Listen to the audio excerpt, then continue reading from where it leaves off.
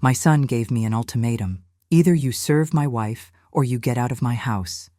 I stood frozen for a moment, feeling the ground disappear beneath me. Then, I simply smiled, grabbed my suitcase, and left in silence. 1 week later, 18 missed calls. You know that moment when you look at someone you carried in your arms, rocked through fevered nights, taught to take their first steps, and you don't recognize anything anymore? That's exactly what I felt when my son Michael looked into my eyes and spoke those words. But let me go back a little. That Tuesday started like so many others. I woke up at 6 a.m., prepared fresh coffee, set out toast on the griddle, scrambled eggs with melted cheese. The house smelled like real food, that aroma that makes anyone rush down to the kitchen. I was seasoning the stuffing for lunch, spreading butter over golden onions, enjoying the rising scent when I heard her high heels clicking on the floor. Jessica entered the kitchen like someone entering a boxing ring. Tight beige dress, perfectly styled hair, flawless nails. She picked up a spoon, tasted the stuffing, and made that face. That face I knew all too well. "Margaret, this has no flavor at all. Tastes like hospital food." She threw the spoon into the sink with a metallic clang. "Can't you make anything decent?" I took a deep breath, counted to 3 mentally. "Jessica, the stuffing is seasoned the way I've always made it. Michael has always liked it this way." "Well, Margaret, always the same way. Don't you realize things need to change?" She crossed her arms, looking me up and down. "Speaking of which, that dish towel you left hanging in front of the house is ridiculous. The neighbors will think people without class live here." I felt something tighten in my chest. That towel had embroidered sunflowers. I had stitched it point by point during sleepless nights after my Robert died, but I swallowed hard. I didn't respond. That's when Michael appeared. My son, my only son, entered the kitchen with that tired expression. Deep, dark circles, crooked tie. He didn't even look at me properly. Just looked at Jessica, who put on that whiny voice of a spoiled child. "Honey, I can't take this anymore. I can't stand living like this, in this constant tension. Your mother doesn't respect our space, doesn't respect my things, acts like she still owns everything here." My heart started beating faster. Wait, my house, my things. Michael sighed, ran his hand over his face, and then said, "Mom, we need to resolve this now. Either you stop with this stubbornness, accept that things have changed, and start cooperating with Jessica, or you pack your things and find another place to live. I can't stand this atmosphere anymore." The world stopped. I looked at my son, searched in that face for some trace of the boy I rocked, who woke up screaming from nightmares and only calmed down in my arms. I searched for the man who, on graduation day, hugged me crying and said, "Mom, everything I am, I owe to you." I found none of that. I only saw a stranger, a man I didn't know. Something very strange happened inside me at that moment. It wasn't anger, it wasn't immediate sadness, it was peace. A cold, definitive peace, like when you finally understand a truth you've been avoiding for a long time. I turned off the stove, wiped my hands on the apron calmly, and smiled. It wasn't a smile of joy, it was the smile of someone who had just made the most important decision of their life. "All right, Michael." My voice came out firm, firmer than I expected. I went upstairs. Each step seemed to weigh a ton, but my steps were determined. In my room, the one Jessica had already planned to transform into a closet, I pulled the suitcase from under the bed.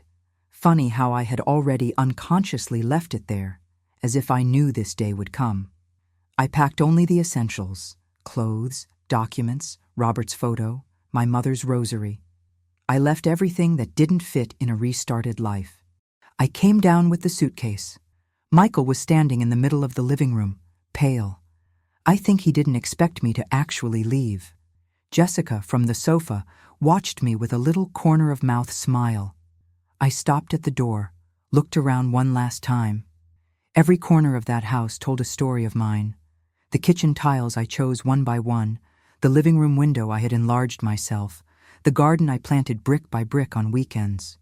I looked at Michael, And for the first time in 67 years, I didn't feel that painful need to protect my son from everything. I just felt sorry for him. I opened the door and left, without looking back, without drama, without tears, just the sound of my suitcase rolling on the sidewalk. And you know what happened a week later? 18 missed calls. But that was just the beginning of a story they never imagined. If you want to discover how a discarded mother turned the game around and gave the most powerful lesson of her life, subscribe to the channel, because this story is just beginning. While the taxi took me away from that house, I began to remember everything. It wasn't nostalgia. It was more like my entire life was passing before me, showing exactly where it all began. I was 28 years old when I became a widow. 28. Michael was only 3 years old, still wore diapers at night. He called his father Papa Zoom Zoom because Robert worked with motorcycles. It was on a Tuesday too. Funny how the worst days of my life all happened on Tuesdays. Robert left early to make a delivery. Motorcycle courier, hard-working, honest. He would return for lunch, as always, but the phone rang before noon. It was the hospital. Accident. Truck invaded the lane. He didn't have a chance. When I got there, it was already too late and I discovered more. Robert had debts. Many. He hid them from me, trying to solve them alone. Suddenly, I wasn't just a widow. I was a widow and in debt, with a small child, no family nearby, nothing but my own hands. You know what you do when the ground collapses? You learn to build in the air. I bought a used sewing machine. I started sewing at 4 a.m. before Michael woke up. I made custom dresses, repaired clothes, embroidered baby linens. When Michael went to school, I went out to clean houses. 3 houses a day, Monday through Saturday. At night, after putting my son to bed, I sold jewelry door to door. My feet bled inside cheap sandals. My hands became calloused, rough, but I never stopped. It was 15 years like that. 15 years waking up in the dark, sleeping exhausted. 15 years saving every penny, keeping it in a cookie tin under the mattress because I didn't trust banks. 15 years saying no to everything. Movies, new clothes, a simple ice cream in the square. But Michael never lacked anything. Clean uniform, complete school supplies, lunch in his backpack. He studied at a private school because I cleaned the principal's house in exchange for a discount. When I saved $45,000, I cried. I cried alone in the kitchen, counting that money that smelled of sweat and sacrifice. It was 2008. That money was worth much more at that time. I bought a lot on the city's outskirts. Nobody wanted that area. "It's too far, Mrs. Margaret," they said. "It'll never appreciate in value." But I saw potential. I saw future. Every weekend, Michael and I went there. He, still a boy, helped me carry bricks. I learned to lay mortar with an old mason who took pity on me. I learned to plaster, to make subfloors, to install plumbing. My hands, which were already calloused, became even rougher. My back hurt so much that some nights I couldn't sleep. But each brick was a victory. Each wall raised was a promise. My son would have a home. It took me 4 years to finish. 4 years sweating under the sun, mixing cement, painting walls. When we finally moved to that house in 2012, Michael was 17 years old. He hugged me at the door and said, "Mom, you're the strongest woman I know. I'll never forget everything you did for me." I believed him. I paid for his engineering college. It was $200 a month at the time. I went back to sewing more. I accepted more houses to clean. Michael graduated in 2017. He got an excellent job, started earning well, and I continued in that house. The house I built. The house that had my sweat in every corner, my story in every wall, that house that today is worth $850,000 because the region appreciated exactly as I predicted. And it was this house that my son just expelled me from. Funny how life teaches you the hardest lessons, isn't it? But he still didn't know about one thing, something I had kept in silence all these years. That house had a secret that would soon change everything. Jessica entered our lives on a Saturday in June. I remember even the outfit she wore. Floral dress, heels too high for a casual barbecue, perfume so strong you could smell it from far away. Michael had met her at a company event 3 months before. He came home that night with shining eyes, talking nonstop. "Mom, I met an incredible woman, intelligent, beautiful, well-resolved." I smiled. Of course I smiled. My son was happy. What mother doesn't want to see her son in love? When she came to dinner for the first time, she brought expensive wine and an even more expensive smile. She hugged me at the door, called me little mama with that overly sweet voice. "Michael talks so much about you. You must be a wonderful woman to have raised such a special man." I wanted to believe. I swear I wanted to. But there was something in her eyes, something I couldn't name. It was like when you see a beautiful animal, but you realize it's calculating every movement, studying, planning. During dinner, she praised everything, the food, the house, the decoration, but her eyes wandered through the rooms like someone taking inventory. I noticed how she touched the burgundy sofa in the living room, the antique china cabinet, the curtains I had sewn myself. "What a charming house, little mama. It has a very vintage air." Vintage? That word bothered me, I don't know why. Maybe because she didn't say it with affection. She said it like someone identifying something outdated. Michael didn't notice anything. He was floating, in love, blind. 6 months later, he came with the news. "Mom, I'm getting married. Jessica is the woman of my life." My heart squeezed, but I swallowed hard and hugged my son. If you're happy, I'm happy. The wedding was in March 2021. Big, luxurious, full of people I didn't know. Jessica wanted everything perfect. $60 per person buffet, decoration with imported flowers, live band. Michael came to me embarrassed. "Mom, I know it's a lot of money, but—" I didn't let him finish. "How much do you need?" He swallowed hard. $68,000. I managed to save $40,000, but there's still some missing. I went to the bank the next day. I withdrew $28,000 from my savings. The money I saved for emergencies, for my old age, for a rainy day. I handed it to Michael. "I want to see you happy. That's all that matters." He hugged me crying. "Mom, I'll pay you back, I promise."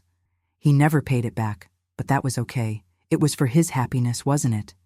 At the wedding, Jessica was radiant, French lace dress, pearl garland, impeccable makeup. She shone.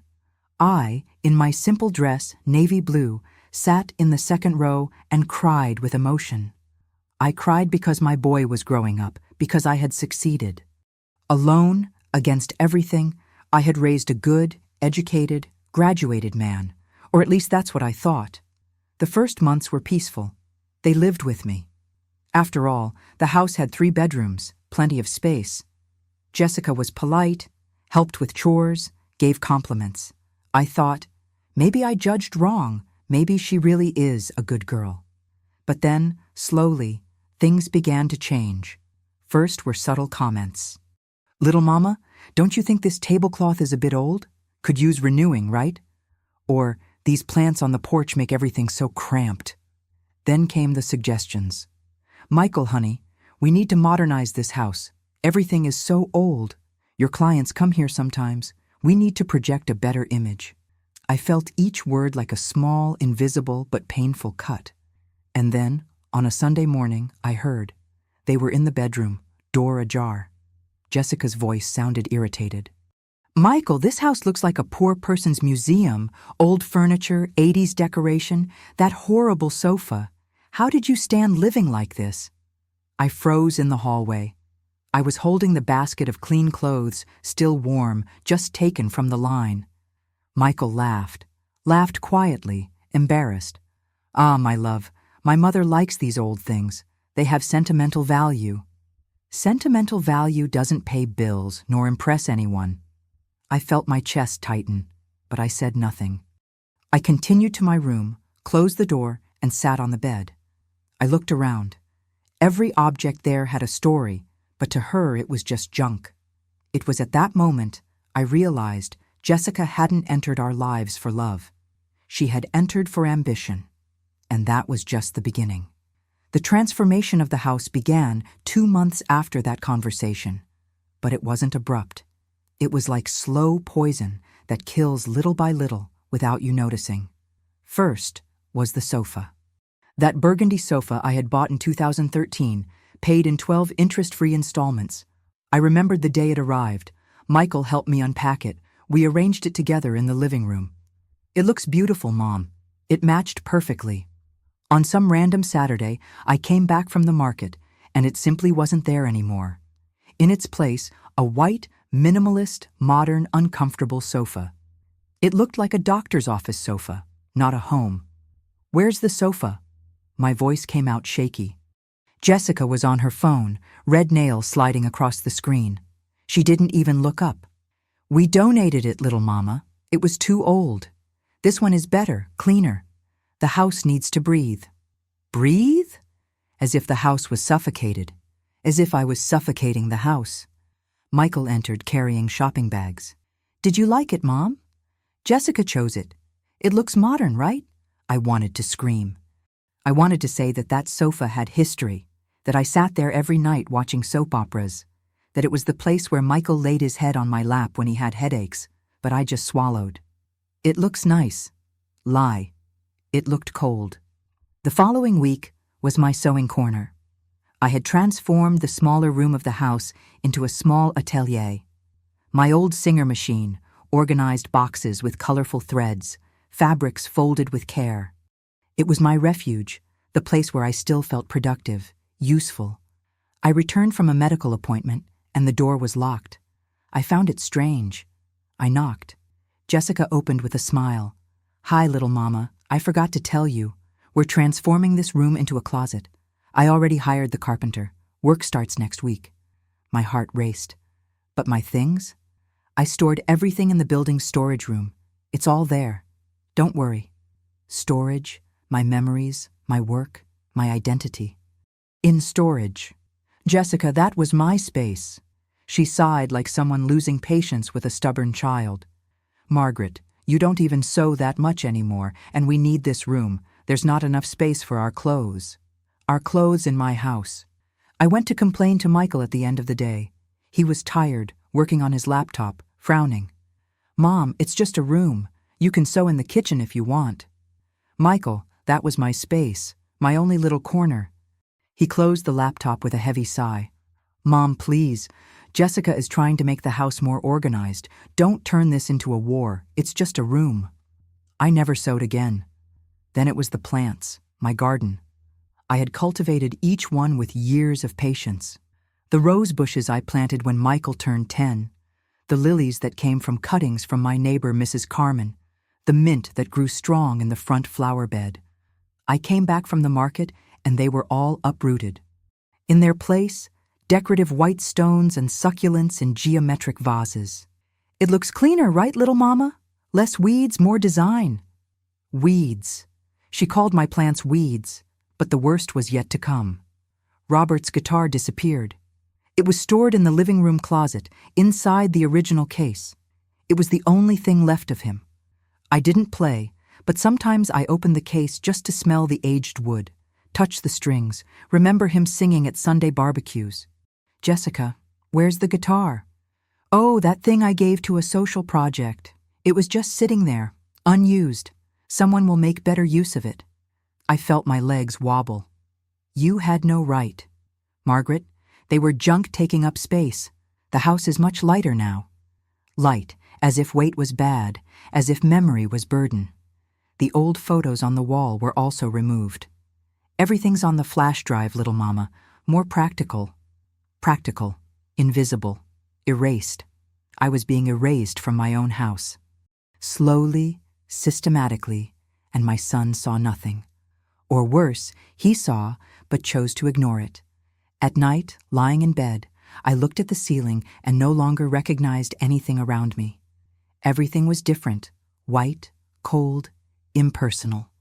I was a stranger in the house I built with my own hands. And the worst part is that this was just the beginning. Because soon, very soon, Jessica would demand much more than my objects. She would want my dignity.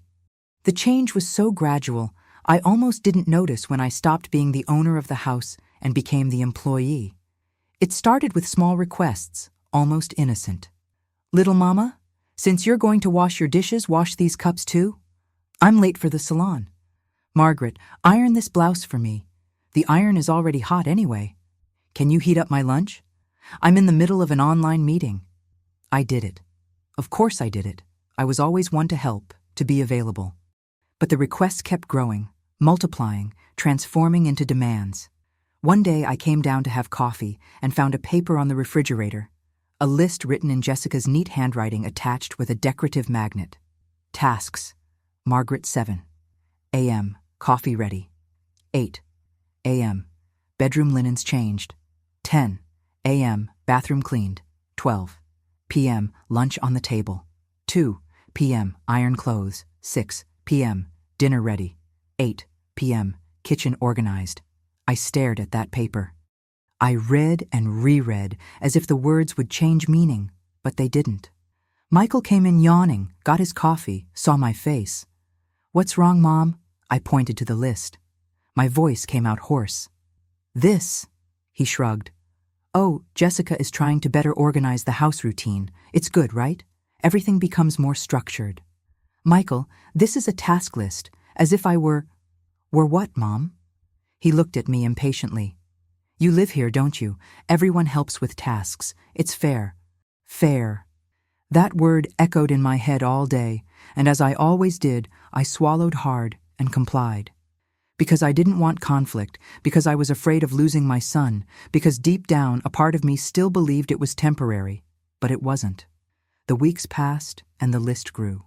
Wash the car, water the new plants, clean the windows, organize the closet. I, who built that house brick by brick, now cleaned bathrooms on a schedule. The worst came on a Saturday night. Jessica decided to have dinner with friends. 5 women full of expensive perfume, manicured nails, loud laughter. They sat in the living room, on the white sofa I hated. And Jessica called me. "Margaret, bring more wine for the girls." I got the bottle from the refrigerator, served each one. They didn't even look at me. They talked about trips to Cancun, spas, Botox. "Margaret, these appetizers are running out. Make more, please." I went back to the kitchen. I prepared more toast with pâté. When I brought it, one of the friends said loudly, "Jessica, how lucky you are to have such available help at home all the time." Help. She called me help. Jessica laughed. "Yeah, it saves me a lot of work." I felt my face burn, but I said nothing. I went back to the kitchen, leaned my hands on the sink, took a deep breath. When they left, it was almost midnight.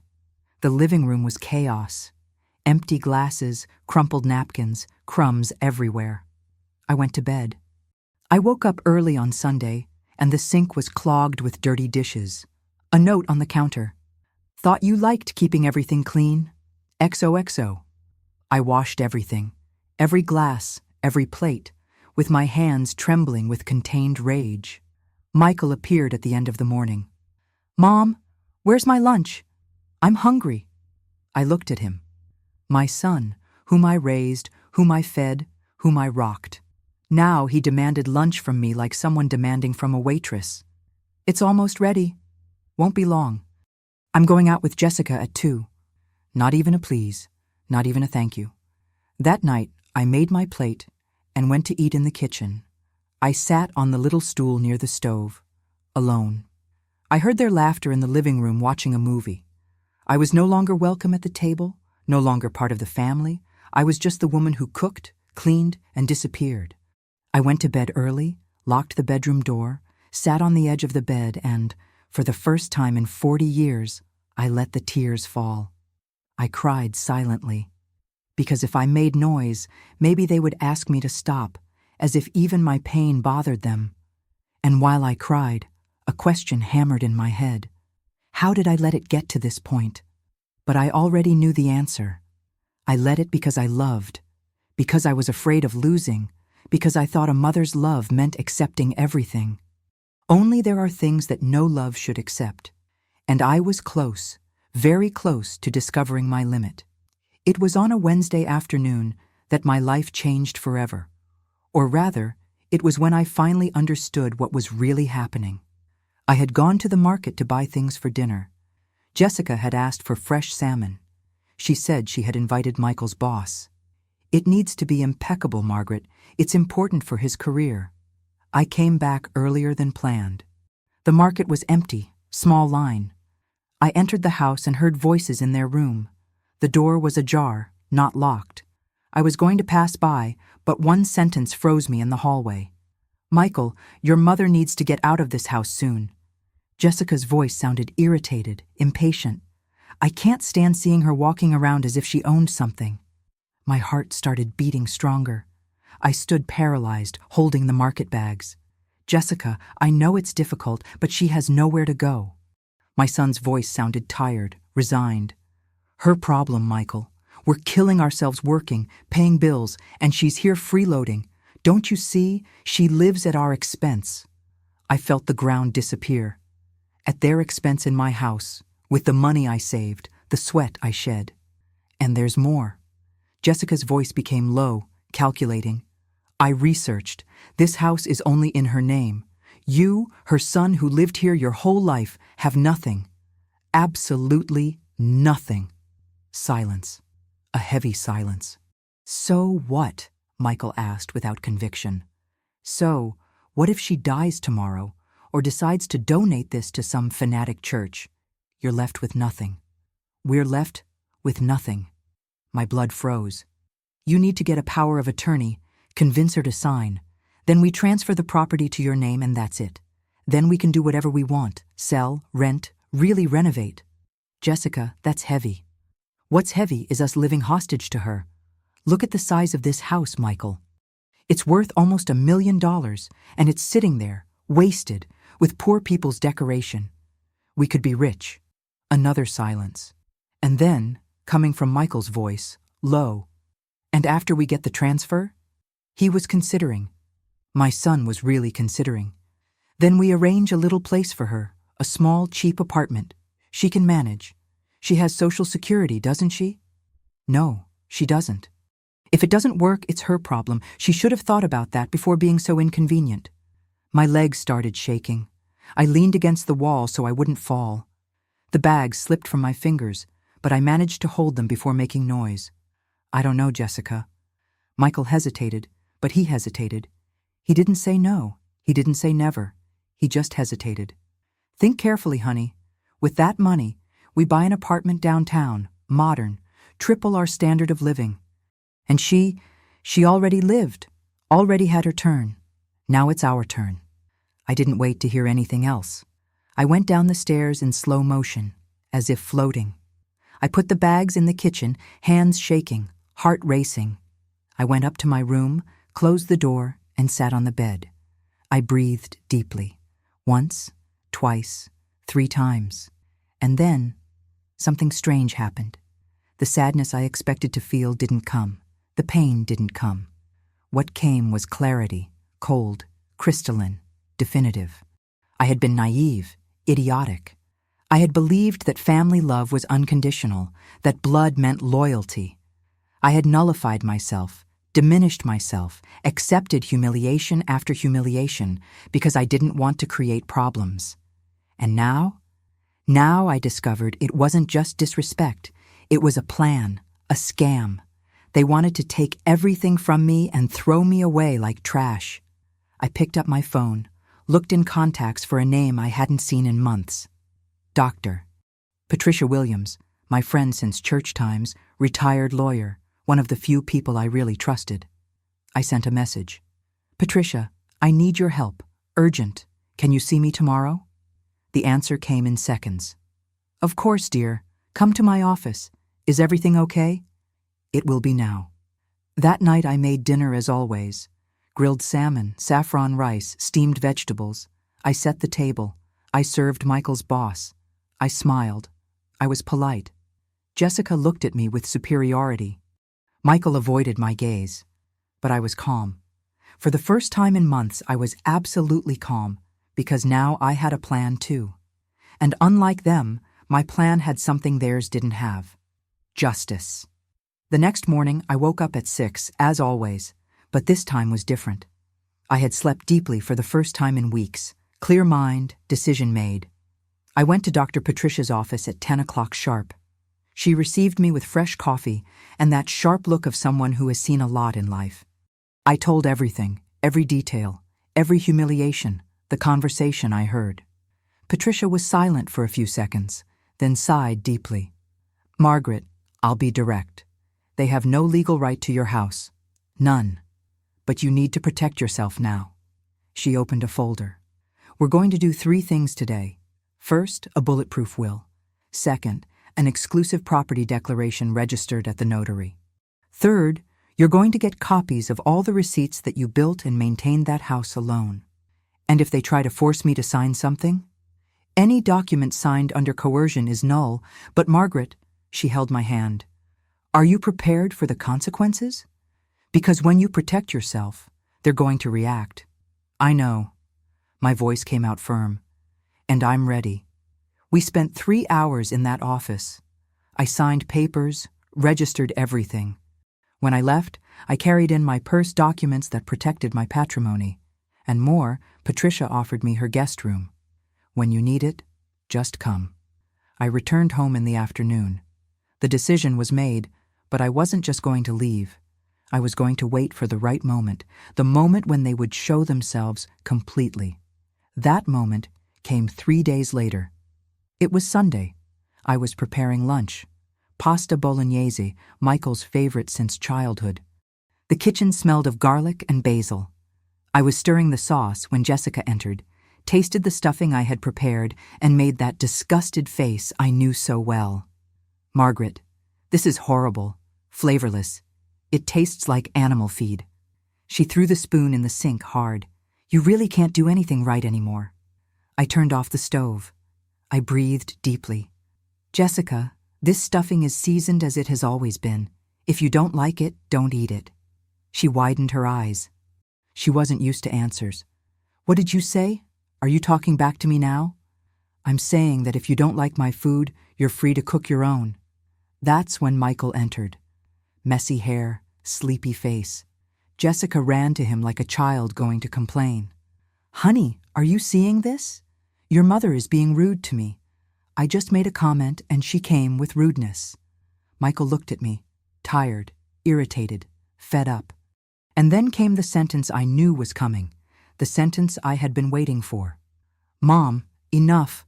I can't take this anymore. I can't stand this tension, this heavy atmosphere, you creating problems over everything." He ran his hand over his face. "I'm going to be very clear now. Either you stop with all this stubbornness, accept that things have changed here, obey Jessica's rules, and stop creating problems, or you pack your things and find another place to live, because I can't take it anymore. Decide now." The world fell silent. I looked at my son. I searched in his eyes for some trace of the boy I cradled through the nights, of the teenager who cried on my shoulder when he was rejected by girls, of the young man who swore he would never abandon me. I didn't find it. I only saw a man I didn't know, a stranger wearing my son's face, and at that moment, something was freed inside me. I smiled, a small, peaceful smile. "All right, Michael." He blinked confused, Jessica too. I think they expected tears, pleas, desperation. I wiped my hands on the dish towel, took off the apron calmly, hung it on the hook. "I'm going to get my things." I went upstairs, each step a liberation. I pulled the suitcase from under the bed, the same one I had prepared days before, knowing this moment would come. Clothes, documents, Robert's photo, my mother's rosary. What mattered most fit in a suitcase. I came down. Michael was in the middle of the living room, pale. I think it finally hit him what he had done. Jessica, on the sofa, tried to hide a smile. I stopped at the door, looked around one last time. Every brick, every wall, every corner, everything had my story, my sweat, my life, but no longer had my future. I looked at Michael. "Take good care of the house. You're going to need it." He frowned without understanding. I opened the door and left. The afternoon sun hit my face. The street was quiet. I walked to the corner carrying my suitcase. I didn't look back once. I called Patricia. "I'm coming. I'll wait for you with fresh coffee." And while the taxi took me away, I felt something I hadn't felt in a long time. Peace, because sometimes losing everything is the only way to recover dignity. The first 2 days were of absolute silence. No calls, no messages, nothing. I was at Patricia's house, in a simple but cozy room with the smell of lavender and natural light coming through the window. She didn't ask invasive questions, just hugged me and said, "Stay as long as you need." On the second night, having tea on the porch, Patricia commented, "You know what's going to happen now, right? When the dust settles, they're going to realize." Realize what? Everything you did, everything you were, everything you sustained without them noticing. She was right. On the third day, my phone rang for the first time. It was Michael. I let it go to voicemail. He didn't leave a message, but I knew what was happening there because I knew that house, knew every detail, every need, every expense. And they were discovering the hard way. Patricia had a friend who lived on the same street as the house. Mrs. Johnson, curious, like every neighborhood neighbor, called me on the fourth day. "Margaret, my dear, what confusion is happening there at your house? Jessica came here asking me to teach her how to turn on the washing machine." "Washing machine, Margaret? The girl doesn't even know that." I almost laughed. Almost. "And another thing. I saw Michael leaving early to buy bread. He came back with stale bread because he doesn't know how to choose. The house is chaos, my dear. Yesterday, I even saw garbage accumulated on the sidewalk because they forgot the collection day." Each piece of information was a confirmation. They were drowning. On the fifth day, the calls increased. 3, 5, 7 missed calls. On the sixth day, I received a message from Michael. "Mom, I need to talk to you, please." I didn't respond. That's when the first bill arrived. Mrs. Johnson told me, "Margaret, do you believe the electricity bill was over $800? I heard Jessica screaming at Michael in the garage. She thought the bill would be at most $200. $890 to be exact. I always paid that bill, every month on time. They didn't even know I paid it. Then came water, $340, internet, $189. HOA fees that they never knew existed because the house was part of a gated community, $220.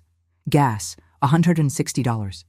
Just in basic bills, over $1,700 that I paid alone every month without complaining. On the seventh day, Mrs. Johnson called laughing, "My dear, the supermarket no longer accepts Jessica's credit. She tried to buy on credit and was denied. I saw her coming back with 2 miserable bags, second-rate meat, those things. And you know the worst part? What? She doesn't know how to cook. She burned the rice, Margaret. The whole house smelled burned. Michael came home from work, and there was no dinner ready. They ate instant noodles." Instant noodles? The successful engineer having instant noodles for dinner because his wife didn't know how to make rice. On the 8th day, the calls became desperation. 15 missed calls in a single day. Messages started arriving. "Mom, please answer. We need to talk." "Don't do this." But it was on the 9th day that everything collapsed completely. A letter arrived, return receipt, the firm and official handwriting of a lawyer. Patricia had sent an extrajudicial notification demanding that Michael and Jessica vacate the property within 30 days. After all, they had no legal right to be there. They never had. Mrs. Johnson called me almost immediately. "Margaret, what a war." Michael came home from work, opened the letter, and went white. "White, Margaret." Jessica started screaming, "She can't do this. We live here. This is inhumane." And Michael just kept repeating, "My God, what have I done? What have I done?" She made a dramatic pause. "And there's more." Another letter came from the notary. "Is it true, Margaret? Did you make a will leaving the house to a charity?" Yes, it was true. Every penny, every brick, every square foot of that house I built with my own hands was going to an NGO that sheltered elderly people abandoned by family. Ironic, isn't it? Jessica is beside herself. She's talking about suing, contesting, but Michael is finished, Margaret. I saw him crying in the garage yesterday night, crying like a child. I hung up the phone and looked at Patricia's garden. The sun was setting, painting the sky orange and pink. Patricia sat beside me. "How are you feeling?" I thought a lot before answering. "Empty, but relieved. He's going to come looking for you. You know that, right?" "I know." "And what are you going to do?" I breathed deeply. "I'm going to listen. But I'm not going back, because there were things that had no return, words that couldn't be undone, choices that had consequences. And for the first time in life, it wasn't me who was going to bear them alone. It was time for them to learn." On the 10th day, desperation knocked at the door, literally. I was helping Patricia water the backyard plants when the doorbell rang. She went to answer and came back with a serious expression. "It's Michael. He wants to talk to you." My heart accelerated, but my voice came out firm. "Tell him to go away. Margaret, he's crying at the gate." Something inside me trembled, but I didn't give in. "I don't want to talk to him, not now." Patricia went back. I heard muffled voices. When she returned, she brought a crumpled envelope. "He left a letter and said he'll wait as long as necessary." I looked at the envelope. My fingers trembled, but I didn't open it. Not at that moment. I put it on the nightstand and tried to continue the day. But at night, alone in the room, I opened it. The shaky, hurried handwriting of my son occupied 3 pages. Stains that looked like tears blurred some words. "Mom, I ruined everything. I know. I have no excuse. I was blind, selfish, ungrateful. I let Jessica take control of everything, take control of me. I didn't see how much you did, how much you sustained alone. I expelled you from your own house, from the house you built. I don't deserve your forgiveness, nor your presence, but I need you to know. I'm drowning without you. And it's not because of the house, it's because of you, my mother. Please, give me a chance to fix this." I folded the letter slowly, put it back in the envelope, and didn't cry, because some wounds are too deep for tears. On the 12th day, I received a call from an unknown number. I almost didn't answer, but something made me press the green button. "Hello, Mrs. Margaret." A male voice, formal. "I'm Mr. Thompson, lawyer, representing Michael Santos and Jessica Miller. I would like to schedule a meeting to discuss an amicable agreement about the property." I hung up. I blocked the number. Jessica had gone far, hired a lawyer, but she didn't understand one thing. I had the law on my side, and more importantly, I had the truth. Patricia confirmed the next day. "They have no basis, Margaret. The property is in your name since always. You built, paid, maintain. They are occupants without legal right. The notification is valid. If they don't leave in 30 days, we'll go with eviction. And the will is registered, recognized, and irrevocable. Even if you died tomorrow, that house goes to the institution. They have no way to reverse it." That night, Mrs. Johnson called me with more news. "Margaret, the confusion is getting worse. Jessica is trying to sell things from the house, put up ads for the TV, refrigerator, even the washing machine. But then a bailiff appeared and sealed everything. Said she can't sell other people's property. You should have seen her face." I couldn't hold back a bitter smile. "And Michael?" "Oh, my dear, Michael is destroyed. He's missing work." I heard the side neighbor commenting that they saw him coming back in the afternoon, looking like someone who was fired or warned. Jessica is blaming him for everything. Yesterday, I heard screaming until 2 a.m. On the 15th day, the phone rang 18 times. 18 calls from Michael in a single day, each one more desperate than the last. Messages also arrived non-stop. "Mom, for God's sake. Mom, just listen to me once. I deserve all this, but please give me a chance. Mom, I love you." I should never have let it get to this point. Jessica left, went back to her parents' house. "I'm alone here, understand? Alone, just like you were." That last message hit me in the chest because it was true. I had been alone, completely alone, abandoned by the son I raised, humiliated in my own house, and now it was his turn to feel it. On the 18th day, Patricia came to talk to me seriously. "Margaret, you need to decide. Either you talk to him or I proceed with the eviction process. The 30 days are ending. He needs to vacate the property. And if I talk to him, that's up to you. But listen, Margaret, you can forgive. You can even rebuild the relationship, but never, never go back on your decisions to protect your patrimony. Understand? That's non-negotiable. I was silent for a long time. Finally, I picked up my phone, typed a short message.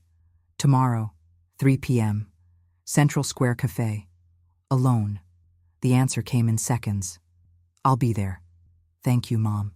Thank you. Patricia looked at me with concern. Are you sure? No. But I need to do this. I need to look into his eyes and say everything that needs to be said. And if he asks you to come back? I looked out the window. The sky was clear, no clouds. Then he'll discover that some doors, when they close, don't open the same way again, because forgiveness didn't mean forgetting, and reconstruction didn't mean going back to what it was before. It meant starting from zero. If he was willing to do that, only time would tell. I arrived at the cafe 15 minutes before the agreed time. I chose a table in the back near the window. I ordered a simple black coffee. My hands trembled slightly, holding the cup. Patricia had insisted on accompanying me, but I refused. This was something I needed to do alone. At 3 p.m. sharp, Michael entered, and I almost didn't recognize him. My son was unrecognizable. Deep dark circles, unshaven, wrinkled clothes. He had lost a lot of weight. The dress shirt, once tight, now hung on his shoulders. He saw me and stopped, as if gathering courage to take another step. He walked to the table slowly, sat across from me without saying anything at first. He just looked at me, and then his eyes filled with tears. Mom! His voice came out broken. I didn't respond immediately, just observed him. This destroyed man in front of me was the same one who 3 weeks ago gave me an ultimatum in my own kitchen. You asked to talk? Then talk. My voice came out colder than I expected. He swallowed hard, wiped the tears with the back of his hand. I don't even know where to start. Sorry is too little.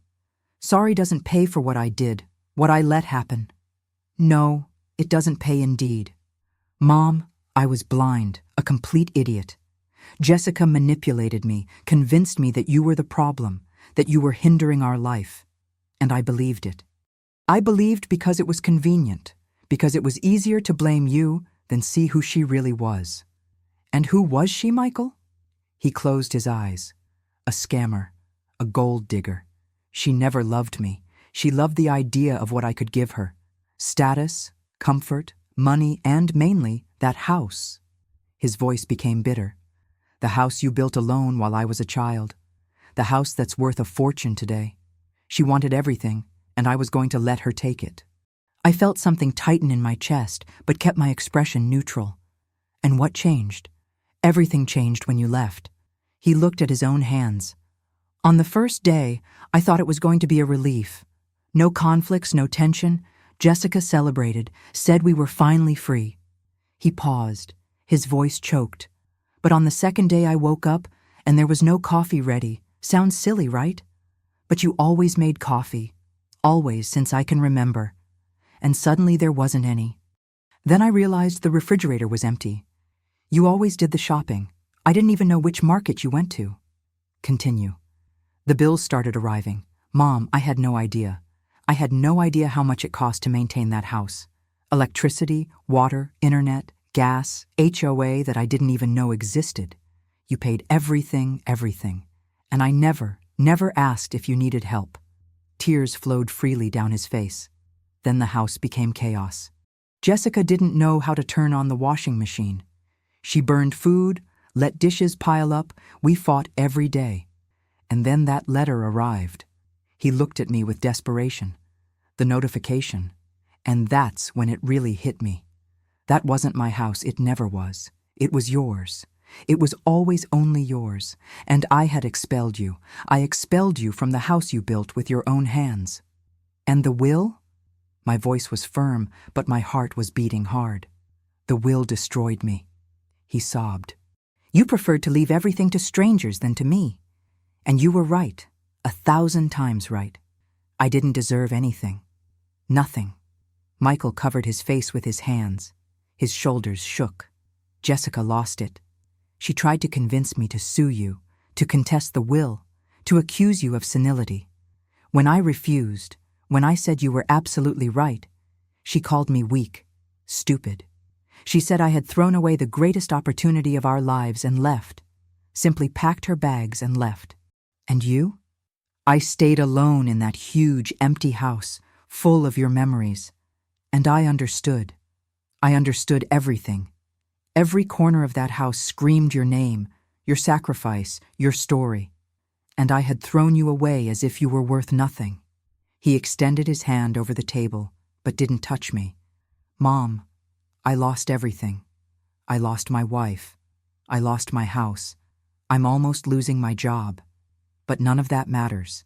Nothing. Because I lost you. And that's the only thing that really hurts. I remained silent. I let his words echo between us. I don't want your house, Mom. I don't want your money. I just want my mother back. I want to be able to have coffee with you on Sunday. I want to be able to call you when I have a bad day. I want to fix this, even if it takes years, even if you never completely forgive me. Just give me a chance to try. I looked at my son, my only son, the boy I carried in my arms, whom I protected from everything, whom I loved more than my own life. And then I said the truth. Michael, I'm not going to lie saying everything is fine, because it's not. My voice came out firm, but without anger. You didn't lose me by accident. You discarded me, humiliated me, turned me into an employee in the house I built. And worse, you heard your wife planning to rob me, to take everything from me, and you hesitated.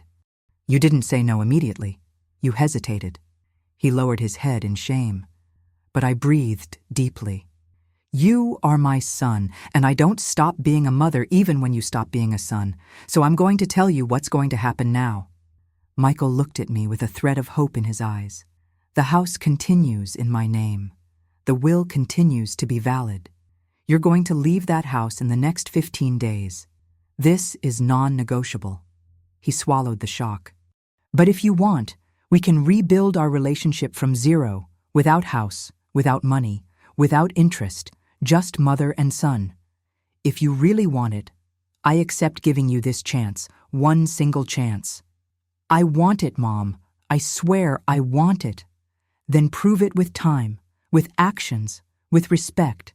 And maybe, just maybe, we can recover something of what was destroyed. He got up, came to me and knelt beside my chair. He hugged me like he hadn't in years and cried. He cried like a lost child.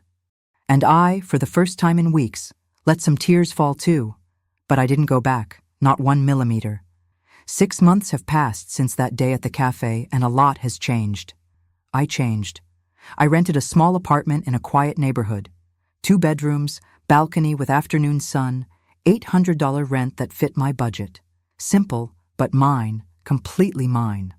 I went back to sewing, not out of necessity, but for pleasure.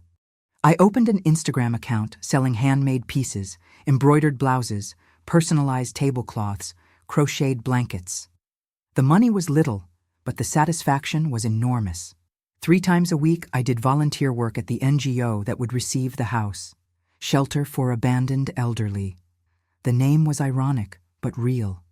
There I met stories similar to mine. Discarded mothers, forgotten grandmothers, entire lives erased by ungrateful families. But I also met new beginnings, strong women who got back up, who recovered their dignity, who learned that age is not synonymous with disposable. I made friends, real friends. We went out to lunch, went to movies, traveled to the beach on weekends. I, at 67 years old, was living things I had never lived. I was happy, not that noisy happiness, but the quiet happiness of someone who finally found themselves. Michael changed. He left the house within the deadline I gave. He rented a small apartment, much smaller than what he was used to.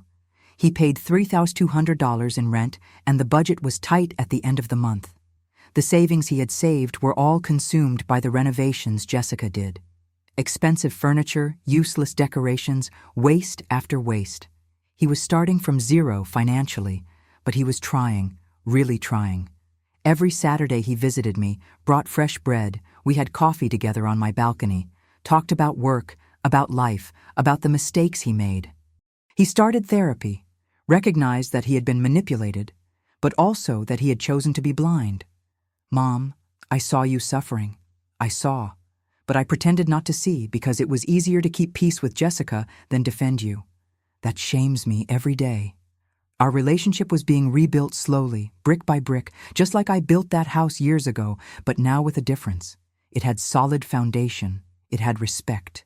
It had limits. Jessica reaped what she sowed. She went back to her parents' house. The family that so much flaunted wealth was, in fact, drowning in debt. Appearances maintained with credit cards and loans. The facade marriage she built collapsed. Michael asked for divorce 2 months after the separation. She tried to ask for alimony, but the judge denied it. Short marriage, no children, both with work capacity. She tried to approach other men with money, but her reputation had already spread. The woman who expelled her mother-in-law from her own house. Nobody wanted to get involved. Mrs. Johnson told me, with that gossip pleasure that only neighbors have, that Jessica was working in a clothing store at the mall. Minimum wage, small commission. High heels now hurt at the end of shifts. The house she so coveted was being prepared to become the new home of the NGO. Renovations were started to transform the rooms into cozy collective bedrooms. Where before there was ambition and conflict, there would now be care and new beginnings. And the end of this story wasn't the fairy tale ending people expect. There was no dramatic reconciliation with hugs and eternal promises. There was something better. There was truth. Michael and I rebuilt a relationship based on mutual respect. He didn't come back to live with me. I didn't go back to being the mother who nullifies herself for her son. We are 2 adults who love each other, but with healthy boundaries.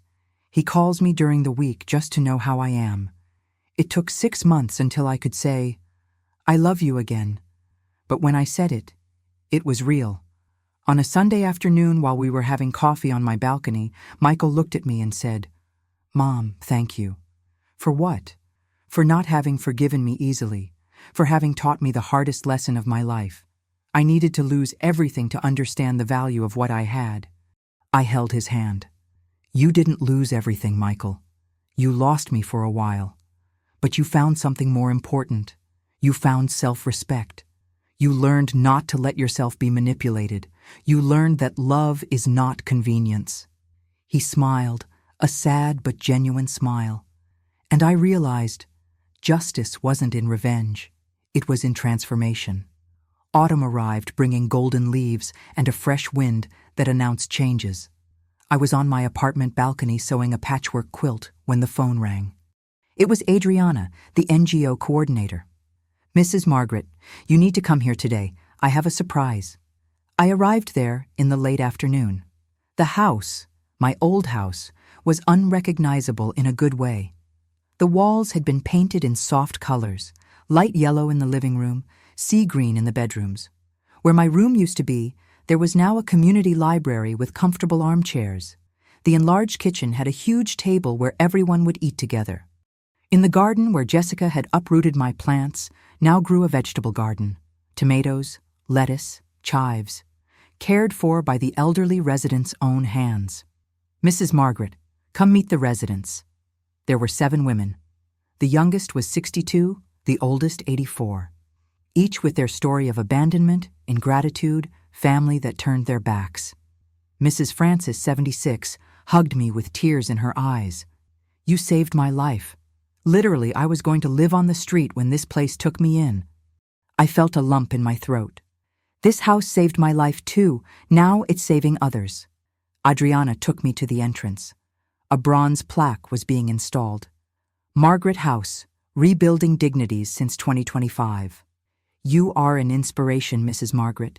You transformed pain into purpose." I went home with a full heart.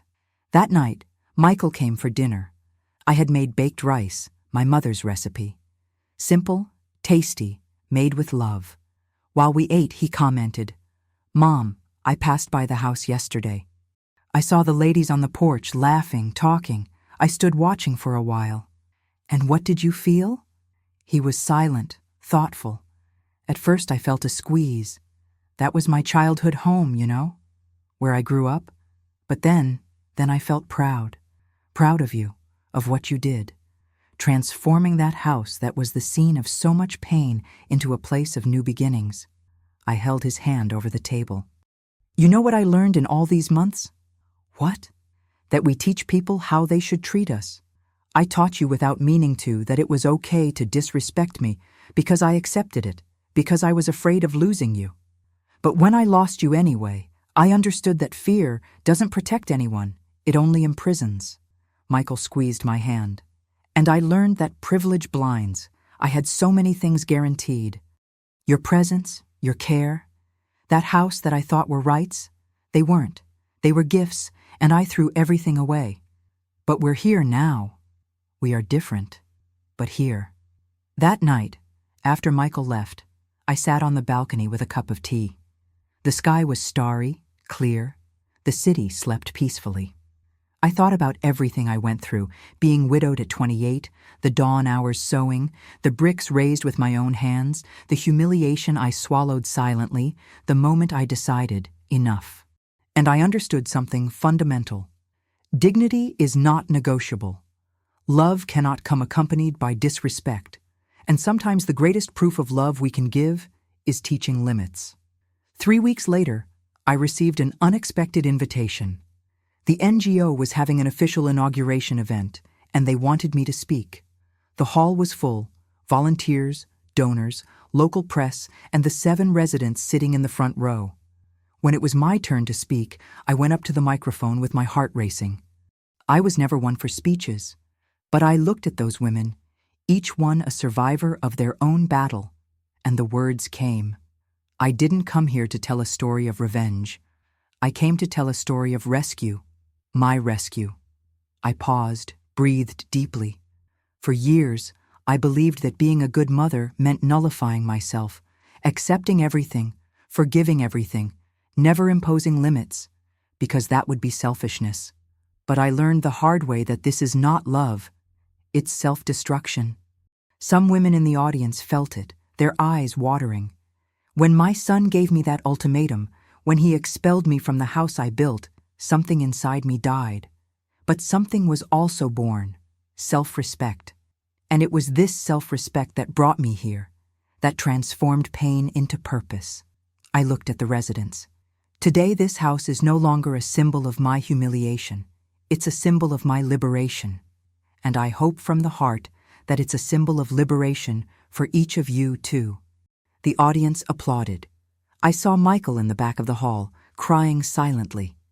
After the event, he came to me, said nothing, just hugged me tight, long, and I understood. Forgiveness is not forgetting. Forgiveness is remembering without the pain paralyzing you. It's allowing those who made mistakes to be new people. It's giving a chance without giving up your dignity.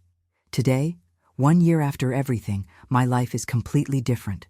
I sell my sewing pieces in a small collaborative store.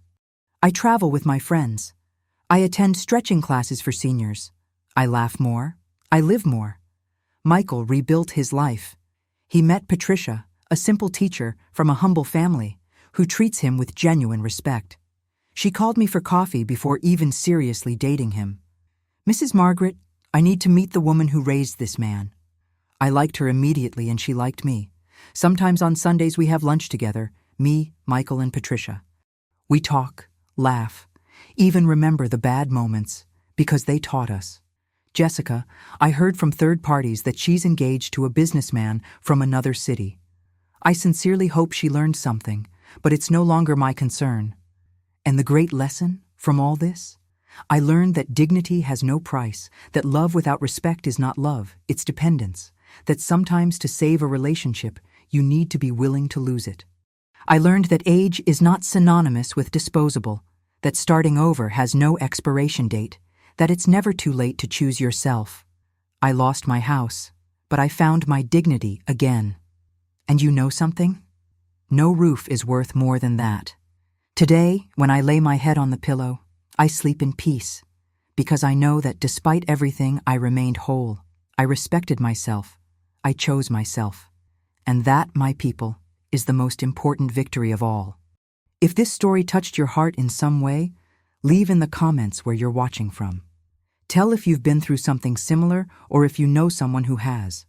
Sometimes, just sharing, we lighten the weight we carry alone. And if you believe that dignity has no age, that starting over is always possible, that it's never too late to choose yourself, leave your like and subscribe to the channel, because here we share real stories of real people, living real battles. Remember, you teach people how to treat you, and never, never is it selfishness to choose your own dignity. Until the next story, and may you always choose yourself first.